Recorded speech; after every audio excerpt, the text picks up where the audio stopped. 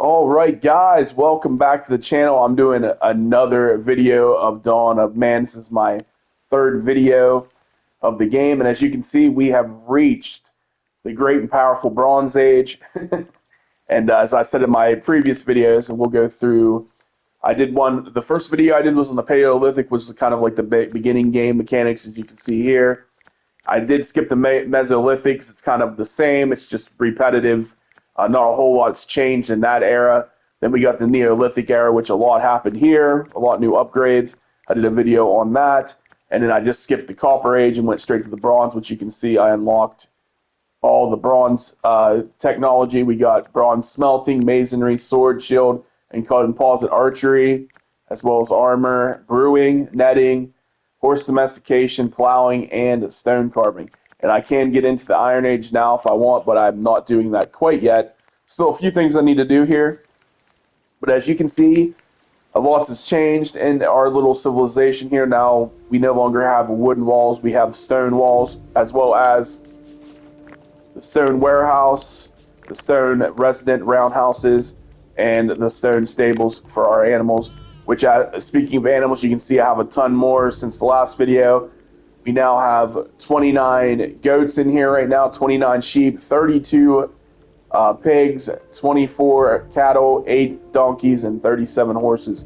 So we got a lot to go, and we also unlocked the plowing. As you can see, there's a plow on my horse there. We'll speed it up. Maybe they'll show you how they be plowing. But we got a lot. Look, we're about to have a raider attack, so let's sound our alarm. And you'll see here in a minute how devastating at this point that raiders can attack. We have a whole little army of raiders coming towards us right now. They got swords, they got shields, they got spears. And it looks like they're going to hit me from this gate right here. So what we'll do is we'll shut our gates.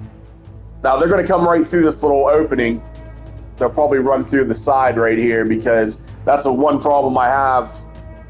Is it's hard to close off on the hillside. So I just kind of put up this little barrier. It's not even really going to keep them out. But we got our people here. They got some gear on. They're still not perfect. I still need to get more armor. But as you see, they're already destroying my... I do have an archer in there right now, but they're destroying my stuff. They're going to come up here. We'll speed this up a little bit.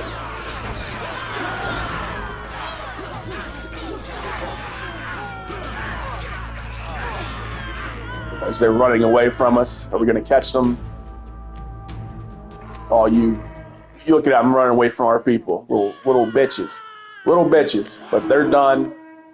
Our people are celebrating. Now we got to get them back to turn off the alarm, get them back to work, and fix. So we lost not too many people there, Tom. What, a couple, one or two? How many we lose? Not too many people. We actually, it looks like we murdered them pretty well. As you see, they're dead corpses. Looks like we might have lost. No, that's them too. I don't even know if we lost anybody. I didn't see the saying anybody died. So it looks like we might have got lucky. But now we got to rebuild our defensive here, which basically they just destroyed the gate. So we'll put a new gate there, and then we also lost our little watchtower. And like I said, the problem here is I wish they made it so they couldn't just climb up hills, but you can see they just came right up this hill, went right over around, came down, and then there's this opening where I can't close off, like I can't put anything right there to, I'll show you. Like I can put it right here, which I guess we could do that, but that's still not going to block them off from coming up through here. So it's really hard to control the hillside. When you have hillsides into your civilization or encampment here. Let's see if we got anything from this trader. I still buy up the food even though we're really good on food. I don't really need to. It's just like a habit, so I always buy up because you just never know if you get a big population boom and then your food drops crazily. I don't think that's going to be an issue. But I'm going to go down here and see if there's anything we need. It doesn't look like there's much here, so we're good right there. But as you can see, we have the horses out here plowing. We also got the bulls will also pull. We got horses and donkeys. So that's what they do. They be plowing these fields a lot quicker, a lot faster, less strain on our civilians to get shit done. So a lot more happy people than there are upset or pissed off. But you can see there's some people that are obviously tired with disease. They need to go to bed. But what was I even talking about? We did upgrade all the buildings. We got stone stables, stone houses. I think I went through all that already. We're still, that's one of the things I need to do is finish building the rest of the wall because I did continue. I need to continue on that before I go into the Iron Age. But you do see we did extend the wall out a little bit here, making it a little bit larger because we did need more space. And I also, since we unlocked fruit trees, I put some fruit trees around. We got a bunch of pears. We got cherry trees, service trees. So we got a bunch of stuff going on here. It looks like we're losing some people to hyperthermia. And there's another thing you need not to forget. You see how my gates are closed. I just lost those people because they couldn't get inside the houses, and the animal couldn't get in, so it starved. So that's the thing I keep doing. See, all these people are dying because I forgot to open the gates, and I'm speeding up. So that's something that I keep doing. Look at that. The animals and the people couldn't get in because we have plenty. If you look up there, we have plenty of straw for the animals to eat. We got plenty of food for everybody, but these things were dying because they couldn't get inside. That was a lot of death right there. So try not to forget to open your gates when you close them when you're about to go to a war. I do that a lot, and then I end up losing a bunch of people, a bunch of animals because they're all outside the walls and can't get in or whatnot.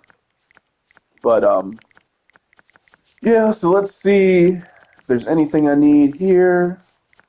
This is another thing. We unlocked fish traps. I'll buy some of those because a lot of this stuff I ended up selling all my bone and wooden weapons to get rid of those. So right now I'm still trying to catch up on tools. So I'm trying to get more of the bronze and the copper only.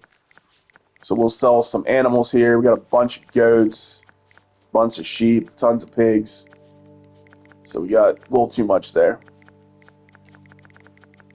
So yeah, definitely take advantage of that when you're up at this point and you have all these animals and they're breeding.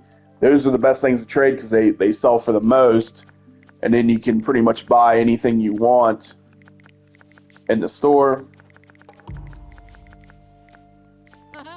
So that's a good idea to, I mean, by this time in this age where you're at right now, you are pretty well off. You got plows that get all your food from the fields here a lot quicker. So you got fruit trees. Food is really not the problem anymore. If you look at the upper right, I got tons of meat, a lot of fish, a lot of fruit, a lot of wheat, a lot of bread. So we're good. We're good as far as food goes. My problem is just getting enough clothing to catch up with the people. I've been losing a lot of people to hyperthermia and things like that because I just don't have enough clothing, warm clothing for everybody. So I'm developing that, even though I got a big population boom, which is why it was a problem in the first place. But yeah, 144 people right now out of 166 that I can have with the current buildings I have set up. So we are a thriving village here and pretty much protected pretty well. As you've seen in that battle we just had, they didn't stand much of a chance and we did quite well, even though we outnumbered them probably, 3-1 or something. It was unfair in the numbers, but they had a nice little bandit crew right there.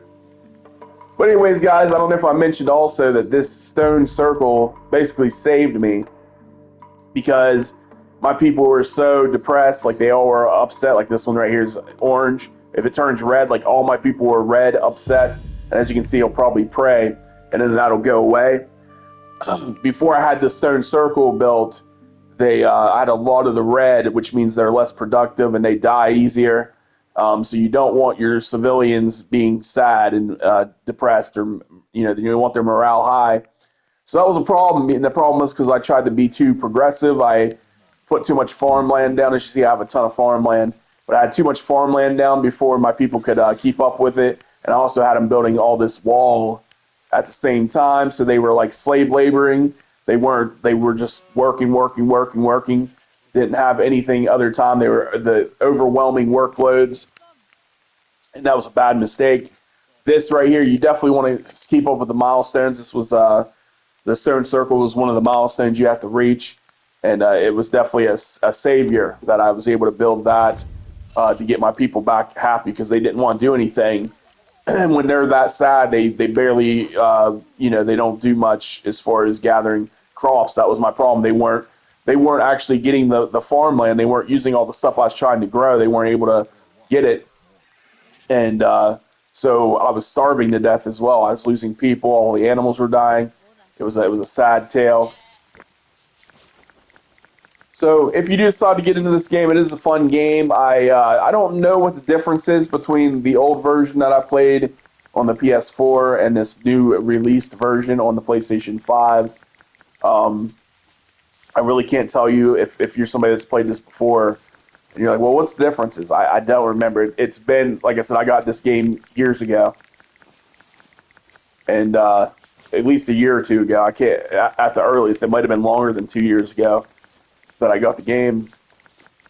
And I didn't know when they released it on the PS5 version, I didn't know if there was actually any type of update.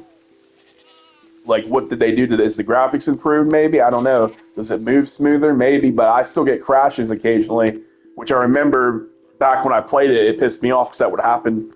It's still happening. Not as often, but I do get crashes where it'll just randomly crash sometimes, and you'll get like a message saying the game crashed. But it isn't like I feel like when I had it on the PlayStation 4, I feel like it happened more often than it does on here. Like I have it very rare on the PS5 version, but it was happening a lot on the PS4 version. But I don't know. I don't know what the differences are as far as if you've played this before, but I can tell you it is a fun game, and we're about to get to the end game in the next video. So that's about it, guys. Stay tuned.